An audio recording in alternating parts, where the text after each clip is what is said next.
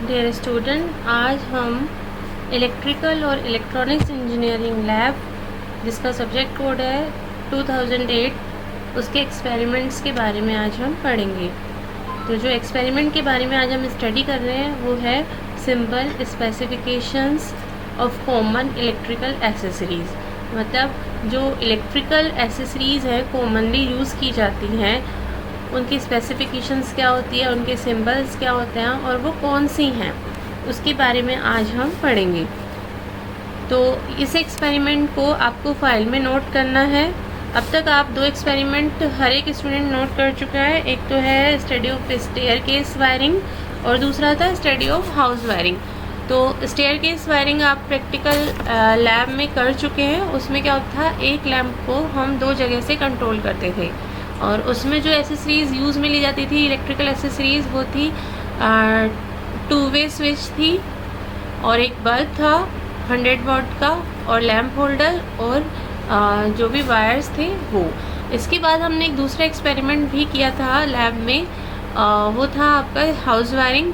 उसमें हमने एक बल्ब, एक ट्यूबलाइट और स्टेयरकेस वायरिंग और एक फ़ैन की जगह हमने वहाँ पर एक लैंप लिया था और उसको हमने रेगुलेट किया था, मतलब फ़ैन रेगुलेटर के थ्रू उसकी इंटेंसिटी को कंट्रोल कर रहे थे। तो ये 2 एक्सपेरिमेंट हर एक स्टूडेंट ने लैब में परफॉर्म कर लिए थे। उसके बाद अब आपको तीसरा एक्सपेरिमेंट जो करना है मैं उसके बारे में आपको बता रही हूँ। तो ये तीसरा एक्सपेरिमेंट आपको फाइल में जो नोट करना है वो ये वाला है। तो उसमें ऑब्जेक्ट में आप सबसे पहले ये लिखोगे study of symbols comma specifications of common electrical accessories. चूँकि ये स्टडी का है तो इसमें डायरेक्ट आप उसके बाद नोट करोगे थ्योरी। तो थ्योरी में आप लिखोगे कि इलेक्ट्रिकल एसेसरीज़ मेनली 4 टाइप की होती है। तो वो कौन कौन से टाइप्स हैं? पहला है सेफ्टी, या फिर हम दूसरे शब्दों में कहते हैं प्रोटेक्टिव एसेसरीज़। दूसरा होता है कंट्रोल एसेसरीज़, थर्ड होता है आउटलेट एसेसरीज़ और चौथा होता है होल्डिंग एसेसरीज़। तो ये 4 एसेसरीज़ हैं।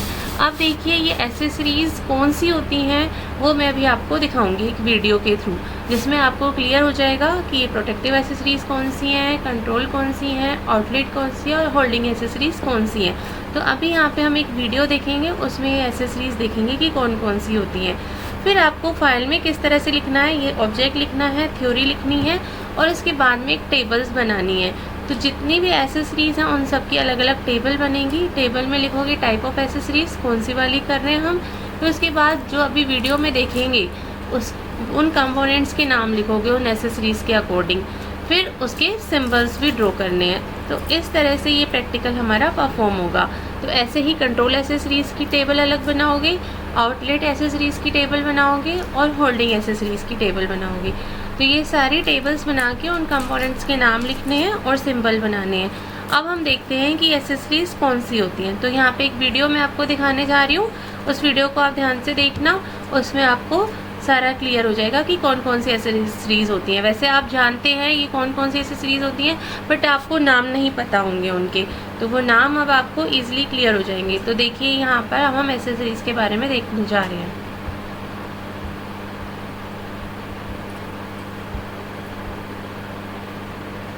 तो फ्रेंड्स, अभी जो आप अपनी स्क्रीन पर देख रहे हैं वो सारी हमारी सेफ्टी एसेसरीज है, वो सर्किट के सेफ्टी के लिए यूज होती है। तो ये जो सारे हमारे आप देख रहे हो स्क्रीन पर, ये हमारे फ्यूज़ है और ये फ्यूज़ जो है वो अलग अलग मटेरियल से बने हुए हैं। तो ये बैकलाइट से बना हुआ है, ये प्लास्टिक से बना हुआ है और ये सिरामिक से बना हुआ है। इनकी एप्लीकेशन अलग अलग है, इसकी ज़रूरत के हिसाब से इसे डिज़ाइन किया गया होता है। तो ये जो दोनों हमारे फ्यूज़ है, ये दोनों फ्यूज़ हमारे स्विच बोर्ड में लगते हैं। जो हमारी सब सर्किट्स रहती है, स्विच बोर्ड रहते हैं, स्विच बोर्ड के अंदर लगाए जाते हैं। तो पर्टिकुलरली स्विच बोर्ड का प्रोटेक्शन के लिए हमें ये फ्यूज़ की ज़रूरत पड़ती है। इसके बाद ये हमारा बैकलाइट फ्यूज़ है। तो बैकलाइट फ्यूज़ का इस्तेमाल हम ज़्यादातर पैनल वायरिंग में करते हैं। तो जहाँ पर पैनल यूज़ होती है वहाँ पर ये हम यूज़ करते हैं। इसके रेटिंग की बात करें अगर, तो ये रेटिंग 6 एम्पियर के रेटिंग का है और ये 16 एम्पियर के रेटिंग का है। और ये जो है हमारा फ्यूज़ वो अलग अलग रेटिंग में हमें मिलता है। जैसे कि आप यहाँ पर देख सकते हो कि ये अगर आप देख पा रहे हो तो 15 एम्पियर का हमारा फ्यूज़ है। इसके अलावा ये हमारा सिरामिक का फ्यूज़ है, ये सिरामिक से बनाया हुआ फ्यूज़ है। तो इस फ्यूज़ का इस्तेमाल हम मेन स्विच के साइड में करते हैं। जो हमारी मेन लाइन आती है, मेन लाइन में हम इसका इस्तेमाल करते हैं। तो ये हमारे हो गए फ्यूज़। तो देखो यहाँ पे हमने 3 तरह के फ्यूज़ देखे हैं, कौन कौन से मटेरियल के बने हैं। एक तो प्लास्टिक का बना है, एक बेकेलाइट का बना है और एक सिरेमिक का बना है। ठीक है, प्लास्टिक वाले जैसे हमने स्विच बोर्ड में यूज़ करे हैं, और ये बेकेलाइट वाला हम कहाँ पे यूज़ कर रहे हैं, पैनल वायरिंग में, और ये सिरेमिक वाला हम बोर्ड में यूज़ करते हैं। तो ये आप जो प्रोटेक्टिव एसेसरीज़ में है उसमें फ्यूज़ेस के नाम लिखोगे और वो कौन कौन से मटेरियल्स के बने होते हैं उनके भी नाम लिखोगे। इसके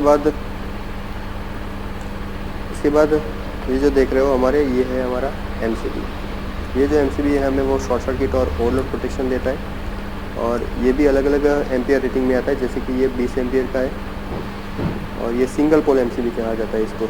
ये सिंगल पोल है, तो आप यहाँ से टर्मिनल में वायर लगा सकते हैं और इसका कनेक्शन कर सकते हैं। इसके बाद हमारा ये है 2 पोल MCB।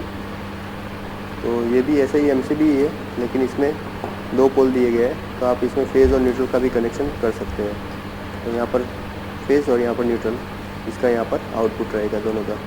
तो इस तरह से ये भी हमें शॉर्ट सर्किट और ओवरलोड प्रोटेक्शन देता है। ये हमारा हो गया ELCB,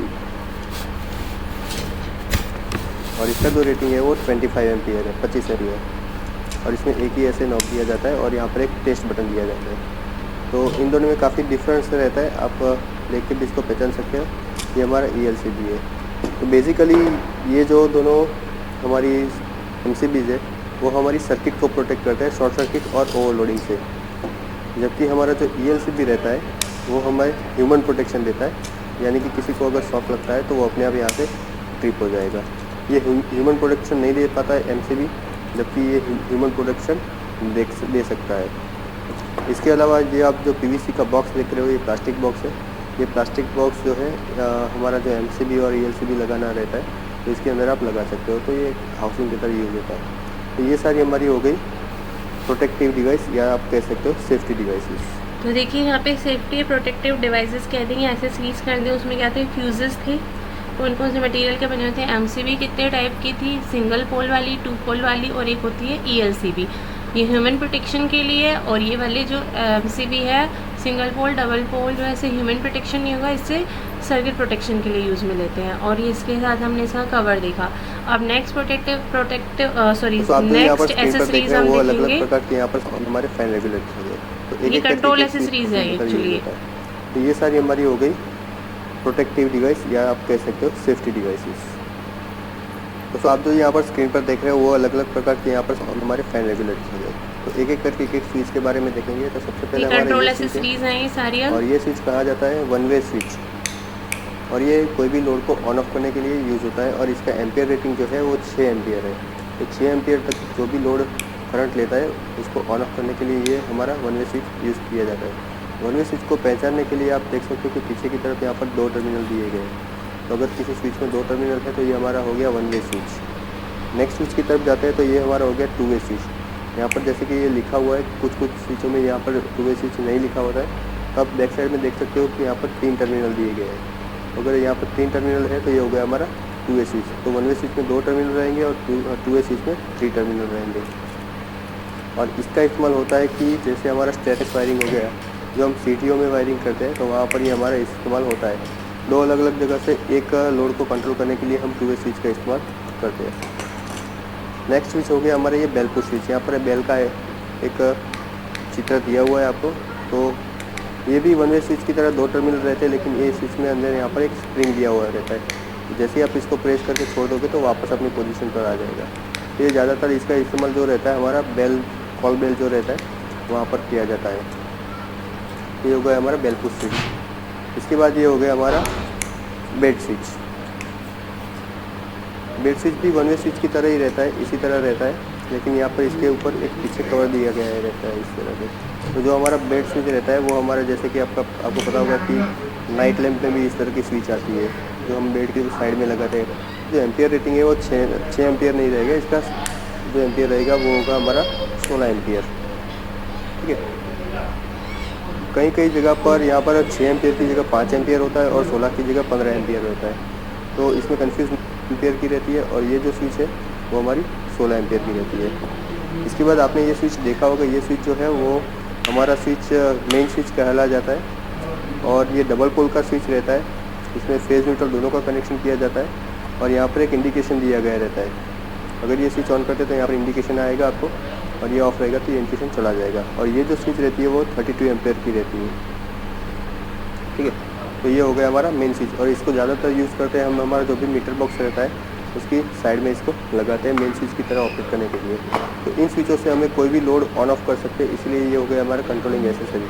इसके अलावा एडिशनल कंट्रोल जो हमारा रहता है कि जो हमारा फ़ैन रहता है, फ़ैन की स्पीड हमें अलग अलग चाहिए, तो फ़ैन की स्पीड के लिए यहाँ पर फ़ैन रेगुलेटर दिया गया है। तो ये फ़ैन रेगुलेटर से हम फ़ैन की स्पीड को कंट्रोल कर सकते हैं। तो ये मॉड्यूलर एसेसरीज़ का फ़ैन रेगुलेटर है।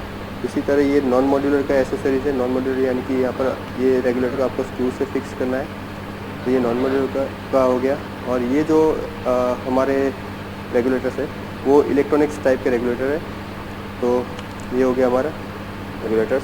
ये हमारा सिंगल मॉड्यूल का रेगुलेटर हो गया, ये डबल मॉड्यूल का हो गया। इस तरह से ये भी हमारी स्पीड को कंट्रोल करता है। तो ये हमारी हो गई कंट्रोल एसेसरीज। फ्रेंड्स, आपकी स्क्रीन पर जो देख रहे हैं वो सब आउटलेट एसेसरीज़ है। आउटलेट एसेसरीज़ के अंदर हमारे सारे सॉकेट्स आएंगे और प्लग्स रहेंगे। तो सबसे पहले हमारा ये है 2 पिन सॉकेट, इसमें 2 छेद दिए हैं, 2 होल हैं। तो ये हमारा हो गया 2 पिन सॉकेट। इसका इस्तेमाल 2 पिन प्लग के साथ कनेक्शन बनाने के लिए किया जाता है।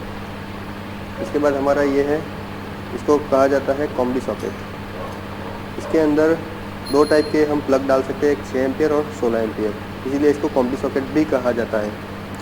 ये भी हमारा कॉम्बी सॉकेट है, लेकिन ये जो आप रेड कलर का पार्ट देख रहे हो, ये हमारा पार्ट जो है वो सेफ्टी शटर है, चाइल्ड सेफ्टी शटर। तो किसी बच्चे की उंगली इसके अंदर ना चले जाए, इसलिए ये सेफ्टी शटर दिया गया है। तो ये बेटर है इस्तेमाल करने के लिए। तो ये हो गया हमारा सॉकेट। इसमें 6 एम्पियर और 16 एम्पियर दोनों लगा सकते हैं। इसके बाद ये जो है आप देख सकते हो कि ये हमारा एसएस कंबाइन है। एसएस का मतलब रहता है स्विच एंड सॉकेट कंबाइन। तो ये हो गया एसएस कंबाइन, और इसमें ये 3 पिन सॉकेट दिया गया है। 3 पिन यहाँ पर डाल सकते हैं। ये हो गया हमारा 3 पिन सॉकेट। तो ये हमारे सॉकेट्स हो गए सारे। इसके बाद ये जो हमारे हैं, ये हमारे 2 पिन मेल फीमेल है इस तरह से। तो किसी 2 वायर के कनेक्शन हमें बनाने हो, टेम्पररी कनेक्शन, तो इसका इस्तेमाल इस तरह से किया जाता है। तो ये हमारे हो गए 2 पिन मेल फीमेल। इसके बाद ये हो गया हमारा 3 पिन टॉप, या तो आप कह सकते हो 3 पिन प्लग। इसका जो एम्पियर रेटिंग रहता है वो 6 एम्पियर रहता है। इसमें एक लाइन के लिए यानी कि फेस के लिए पिन रहता है, दूसरा न्यूट्रल, और ऊपर वाला पिन जो रहता है वो अर्थिंग पिन रहता है। तो ये हो गया हमारा 6 एम्पियर का टॉप, या आप कह सकते हो प्लग। इसके बाद ये जो है वो सेम टू सेम इसके जैसा दिखता है, लेकिन साइज़ में थोड़ा बड़ा है। तो ये जो हमारा प्लग है वो 16 एम्पियर का है। तो ये दोनों प्लग, जैसे कि मैंने पहले बताया था कि हमारे इस तरह के सॉकेट्स में लग जाता है। तो ये 16 एम्पियर का, और उसी सॉकेट में ये हमारा 6 एम्पियर का। इस तरह से इसमें फिक्स कर सकते हैं। जबकि हमारा ये जो 3 पिन सॉकेट है, इसमें सिर्फ हम 16 एम्पियर लगा सकते हैं। ये 6 एम्पियर का इसमें नहीं लग पाएगा, ठीक है। तो ये हमारा कॉम्बी सॉकेट हो गया, जिसमें 6 और 16 दोनों लगा सकते हैं। तो ये हमारी हो गई आउटलेट एसेसरीज़। आउटलेट एसेसरीज़ का इस्तेमाल किया जाता है कि जैसे हमारा आयन हो गया, फ्रिज हो गया, हमारी मिक्सी हो गई, मिक्सर हो गया, इस तरह से जो लोड रहता है, जो टेम्परेरी लोड होता है, उसके कनेक्शन बनाने के लिए हमें इस तरह के सॉकेट और प्लग की ज़रूरत रहती है। फ्रेंड्स, ये जो आप स्क्रीन पर देख रहे हो वो सारी एसेसरीज बड़ी एसेसरीज है। आपको पता ही होगा, इसको कहा जाता है बल्ब होल्डर, यानी कि ये बल्ब को पकड़ के रखता है और इलेक्ट्रिकल कनेक्शन बनाने में हमें मदद करता है।